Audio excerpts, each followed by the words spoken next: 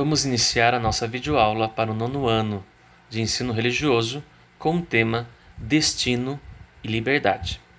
Um assunto muito profundo e que interfere aí na vida de cada um de nós. Nós nos perguntamos muitas vezes, somos totalmente livres ou somos pré-determinados? Temos um destino a cumprir.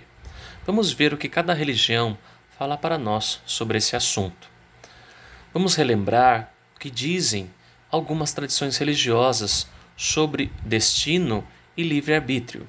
Segundo a tradição cristã, o destino não é pré-determinado. Os cristãos acreditam que Deus os incentiva a colaborar na construção de um destino que resulte na salvação do ser humano.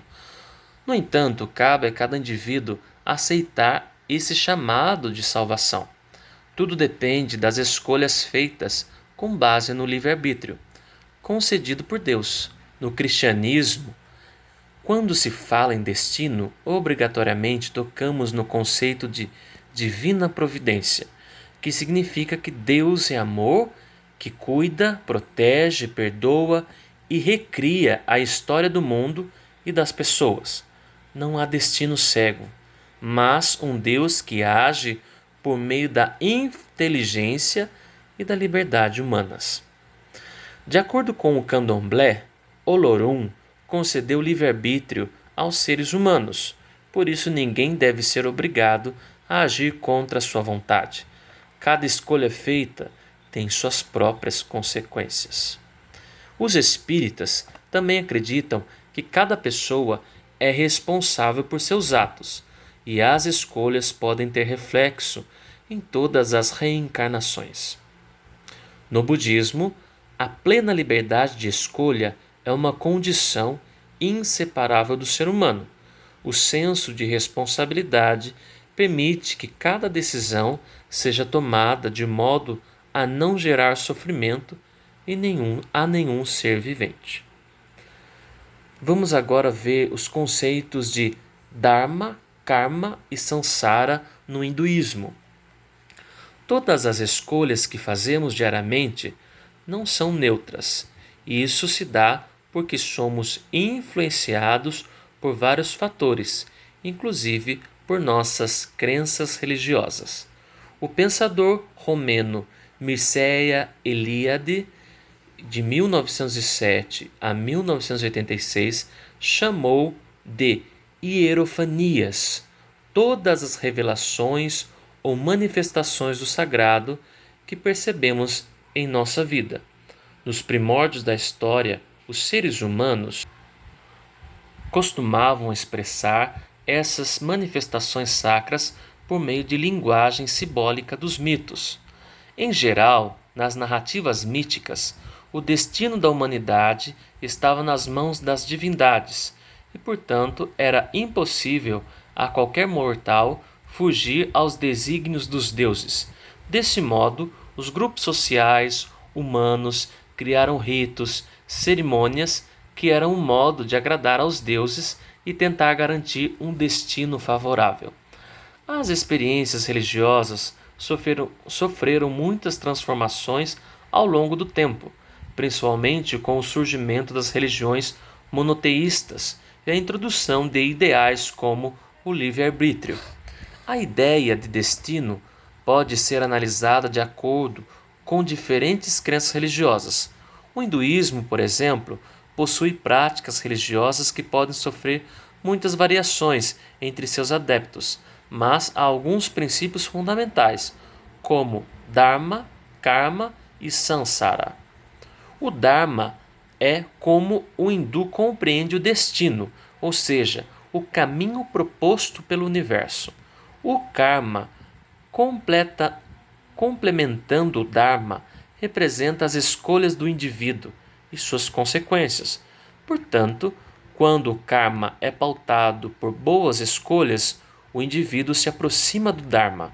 E se a pessoa faz más escolhas, afasta-se do Dharma.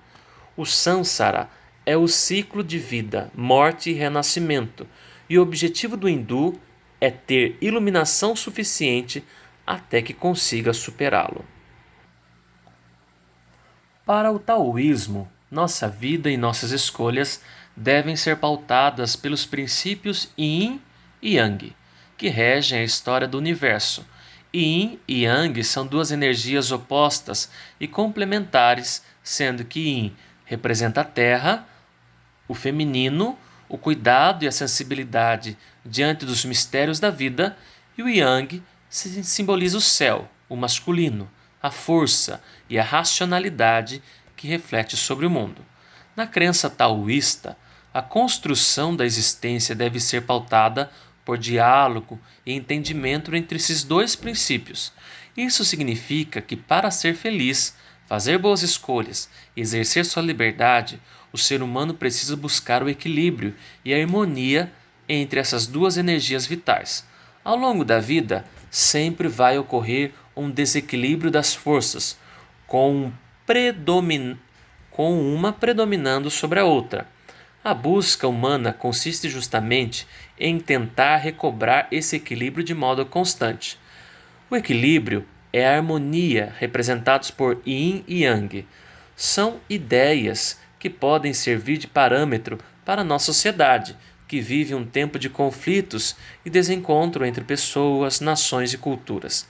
Se observarmos com atenção a forma como nos relacionamos com o outro, com o meio ambiente, com a vida no geral, percebemos que hoje em dia se dá muito mais importância e valor às características Yang do que para as características Yin. Nossa sociedade concede supremacia à racionalidade em detrimento daquilo que é intuitivo, prevalecendo a força, a sensibilidade, a utilidade no lugar do cuidado. Nossa vida e nosso mundo parecem estar em constante desequilíbrio. Para restaurar a harmonia, é necessário rever nossos valores e dar um novo rumo ao nosso projeto coletivo de vida. A perspectiva taoísta representa uma visão ampla do mundo e do ser humano, que denominamos holística. Contrapõe-se à visão mecanicista e utilitarista, que determina as relações no mundo contemporâneo, principalmente no Ocidente. Nascido nas tradições religiosas orientais, o pensamento holístico tem influenciado cada vez mais pessoas de todas as culturas e religiões, que buscam romper os modelos atuais e ampliar a própria vida a um projeto de existência integral em relação ao mundo. A visão holística não concebe fronteiras entre pessoas, culturas, nações, mas leva ao encontro e ao acolhimento do outro.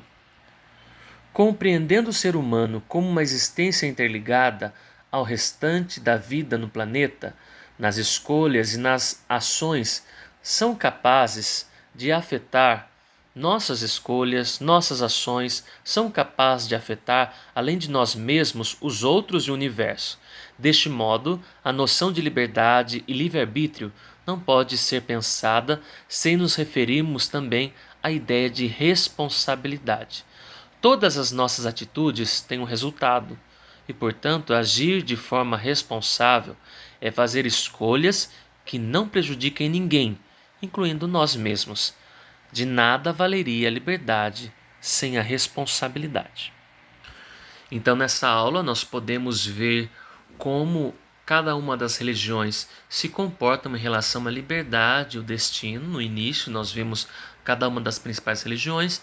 Depois, nós vimos sobre o Dharma, o Karma e o Samsara, esses conceitos muito interessantes, que depois nós vemos também na religião taoísta, como eles veem a questão da liberdade de uma maneira mais holística, de uma maneira mais livre, né? Então, convido você a voltar a esses conceitos e a entender como é importante que, mesmo sendo livres, devemos também ser responsáveis pelos nossos atos. E também para vocês do 9º ano, convido vocês a voltarem a nossas aulas de aula que foi dado em sala, que fala sobre religião e razão, ciência e fé, e vocês caminharem um pouquinho sobre esses conceitos e relembrarem tudo aquilo que nós vimos em sala de aula. Bom estudos, um grande abraço.